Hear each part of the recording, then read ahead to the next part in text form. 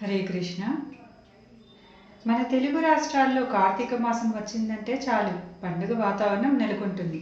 ఒకవైపు ఆధ్యాత్మిక సందడి నెలకొనగా, మరోవైపు కార్తీక వనభోజనాల పేరిట సమారాధనలు జరుగుతాయి. తెలుగు రాష్ట్రాల్లో వనభోజనాలకు ఎంతో విశిష్టత ఉంది. ఈ సమయంలో చిన్న పిల్లల నుండి పెద్దల వరకు వయసుతో సంబంధం లేకుండా పచ్చని వనంలో సరదాగా ఆటలు పాటలతో భక్తి శ్రద్ధలతో పూజలు చేస్తూ ఉసిరి చెట్టు కింద భోజనం చేస్తూ ఉంటారు. ఇదిలా ఉండగా కార్తీక పురాణంలో వనభోజనాల గురించి ప్రముఖంగా వినిపిస్తుంది. ఈ సందర్భంగా కార్తీక వనభోజనాలను ఉసిరి చెట్టు కిందే ఎందుకు చేయాలి, వీటి విశిష్టతలేంటి, పురాణాల్లో దీని గురించి ఎలాంటి విశేషాలున్నాయని ఆసక్తికరమైన విషయాలను ఇప్పుడు తెలుసుకుందాం. ఉసిరి చెట్టు కిందే ఎందుకంటే హిందూ పురాణాల ప్రకారం ఉసిరి చెట్టును ధాత్రి అంటారు. క్షమించే గుణానికి ప్రతీకగా భావించే ఉసిరి చెట్టును లక్ష్మీదేవి స్వరూపంగా పరిగణిస్తారు.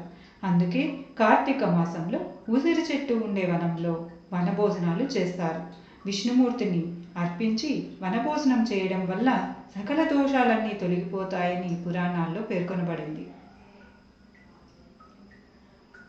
వనభోజనాలు ప్రస్తుతం కాలానుగుణంగా వచ్చిన మార్పుల కారణంగా ఎక్కడ పడితే అక్కడ వనభోజనాలు చేస్తున్నారు. అయితే కార్తీక మాసంలో వనభోజనం అంటే ఎక్కడ పడితే అక్కడ చేయకూడదు. వనభోజనానికి ఎంచుకునే ప్రదేశం అత్యంత పవిత్రంగా ఉండాలి. అందులోనూ తప్పనిసరిగా ఉసిరి చెట్టు ఉండాలి. ఆ చెట్టుకు తులసి మొక్కలు ఉండే మరింత శుభప్రదం.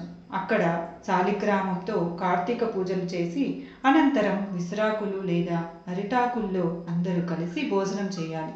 ఇలా చేయడం వల్ల మనలో స్నేహం, సంబంధం, సమైక్యత వంటివి పెరుగుతాయని, ఇదే మన వనభోజనాల సాంప్రదాయమని పురాణాల్లో పేర్కొనబడింది. ఇక వనభోజనాల్లో భాగంగా ఉసిరి చెట్టు కింద భోజనం చేయడం వల్ల ఆరోగ్య ప్రయోజనాలు కూడా ఉన్నాయి.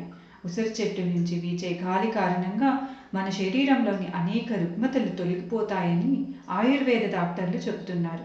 మనం నిత్యం తీసుకునే ఆహారంలో ఉసిరిని ఏదో ఒక రూపంలో తీసుకోవడం వల్ల మనం మరింత ఆరోగ్యకరంగా తయారవుతాం. చిన్న ఉసిరికాయ తినడం ద్వారా మన శరీరం మరింత కాంతివంతంగా తయారవుతుంది. వనభోజనాలు చేయడం వల్ల ఆరోగ్యం మాత్రమే కాదు, మన పర్యావరణాన్ని కాపాడిన వారవుతారు.